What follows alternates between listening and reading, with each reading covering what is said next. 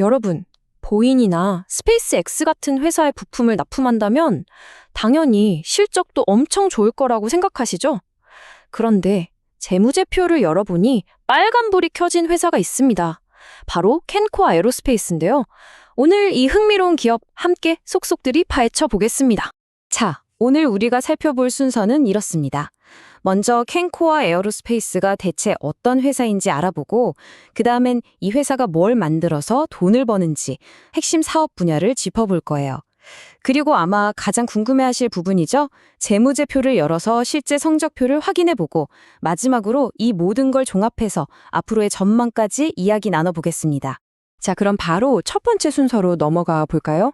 캔코아 에어로스페이스. 이름은 들어보신 분도 계실 텐데 정확히 어떤 회사일까요? 캔코아 에어로스페이스는 2013년에 세워졌으니까 사실 이 업계에서는 꽤 젊은 기업이라고 할 수 있어요. 하는 일은 아주 명확합니다.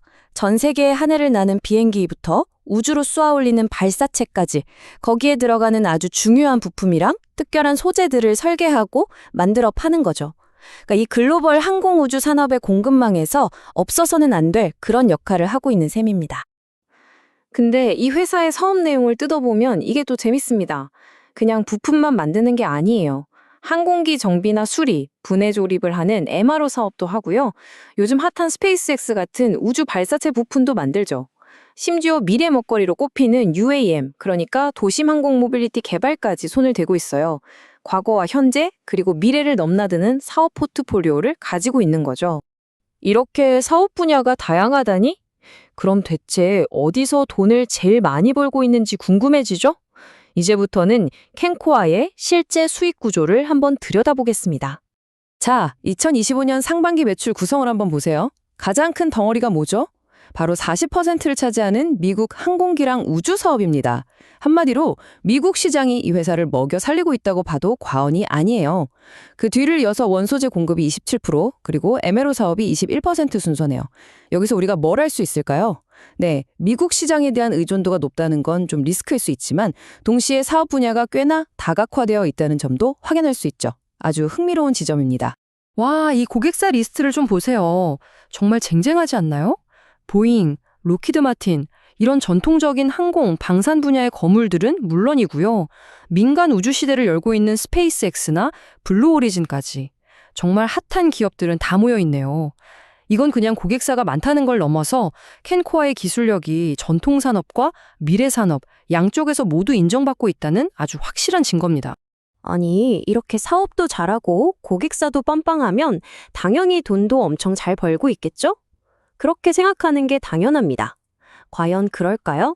지금부터 진짜 속사정이 담긴 재무제표를 한번 열어보겠습니다. 자, 먼저 매출액입니다. 2025년 상반기, 그러니까 6개월 동안 384억 7천만 원, 거의 385억 원의 매출을 올렸어요. 와, 일단 반년 만에 이 정도면 회사가 정말 쉴 틈 없이 돌아가고 있다는 얘기죠. 그런데 말입니다. 바로 여기서부터 이야기가 좀 이상하게 흘러갑니다. 영업이익을 보세요. 마이너스 16억 9천만 원입니다. 물건은 385억 원어치나 팔았는데 실제로는 17억 원 가까이 손해를 봤다는 거예요. 이게 어떻게 된 일일까요? 매출은 늘었는데 이익은 마이너스다. 바로 이 부분이 오늘 우리가 풀어야 할 가장 큰 숙제입니다. 그리고 최종 성적표라고 할 수 있는 단기순 손실은 손실폭이 더 커졌습니다. 마이너스 29억 3천만 원. 영업 외적으로도 돈 나갈 곳이 더 있었다는 뜻이죠. 상황이 생각보다 심각해 보입니다. 이 표를 보시면 전체적인 흐름이 한눈에 들어오실 겁니다. 2023년에는 그래도 8억 원 넘게 영업이익을 냈었는데 2024년에 갑자기 마이너스 53억 원으로 곤두박질 치더니 2025년 상반기까지도 그 적자 흐름이 계속되고 있는 거죠. 이건 그냥 일시적인 부진이 아니라 회사에 뭔가 구조적인 문제가 생겼다는 신호로 볼 수 있습니다. 자, 그럼 도대체 왜 이런 상황이 벌어진 걸까요? 이 질문에 대한 답을 찾으려면 캔코아가 지금까지 어떤 길을 걸어왔는지 그 역사를 한번 살펴볼 필요가 있습니다. 과거를 보면 현재를 이해할 실마리를 찾을 수 있을지도 모르니까요. 2013년 경남 사천에서 시작해서요. 정말 중요한 변곡점들이 있었습니다.